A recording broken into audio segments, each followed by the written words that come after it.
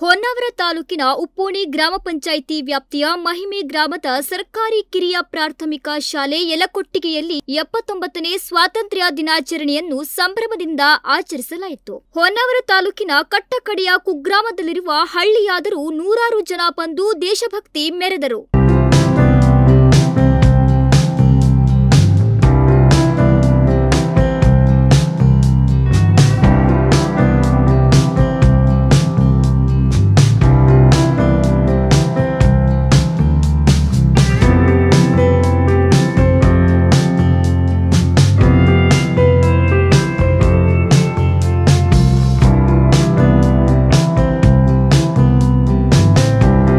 ಶಾಲಾ ಎಸ್ಟಿಎಂಸಿ ಅಧ್ಯಕ್ಷ ಗಣೇಶ್ ರಾಮಯ್ಯ ನಾಯ್ಕ್ ಧ್ವಜಾರೋಹಣ ಕಾರ್ಯಕ್ರಮವನ್ನು ನೆರವೇರಿಸಿ ನೆರೆದಿರುವ ದೇಶಾಭಿಮಾನಿಗಳಿಗೆ ಸ್ವಾತಂತ್ರ್ಯ ದಿನಾಚರಣೆಯ ಶುಭಾಶಯಗಳನ್ನು ಕೋರಿದರು. ಧ್ವಜಾರೋಹಣ ಕಾರ್ಯಕ್ರಮದ ನಂತರ ವಿದ್ಯಾರ್ಥಿಗಳೊಂದಿಗೆ ಗ್ರಾಮಸ್ಥರು ಘೋಷಣೆಗಳನ್ನು ಕೂಗುತ್ತಾ ಪ್ರಭಾತ ಫೇರಿಗೆ ತೆರಳಿದರು. ನಂತರ ವಿದ್ಯಾರ್ಥಿಗಳು ಶಾಲಾ ಆವರಣದಲ್ಲಿ ದೇಶಭಕ್ತಿಗೆ ನೃತ್ಯವನ್ನು ಮಾಡಿ ಗಮನ ಸೆಳೆದರು.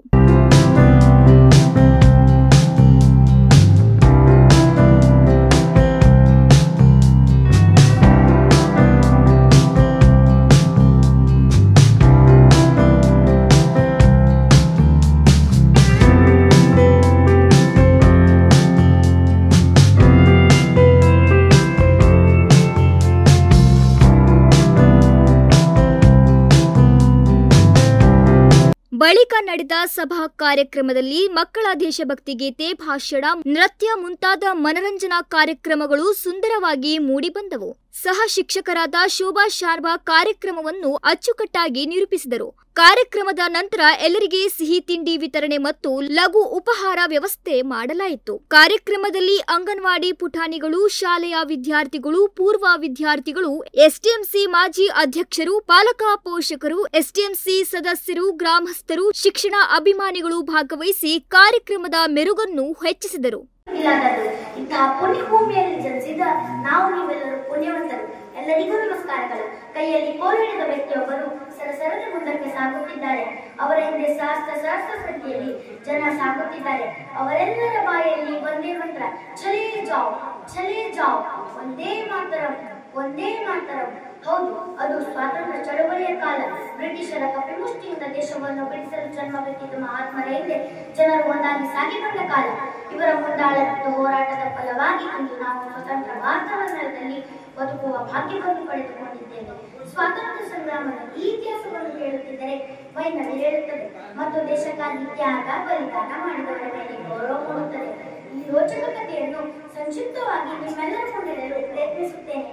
ಸುಮಾರು 17ನೇ ಶತಮಾನದಲ್ಲಿ ಬ್ರಿಟಿಷರು ವ್ಯಾಪಾರಕ್ಕೆ ಬಂದರು ಅಂತಾರೆ. ಆದರೆ ಅವರ ಉದ್ದೇಶದಾಗಿರಲಿಲ್ಲ.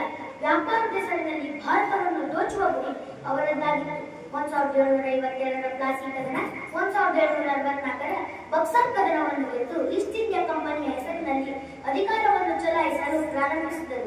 ಅಂದಿನಿಂದಲೇ ಭಾರತೀಯ ಜನರ ಶಾಲೆಯ ಮುಖ್ಯ ಶಿಕ್ಷಕ ಸುಬ್ರಾಯ್ ಶಾನ್ಬಾಗ್ ಸರ್ವರನ್ನು ಸ್ವಾಗತಿಸಿದರು.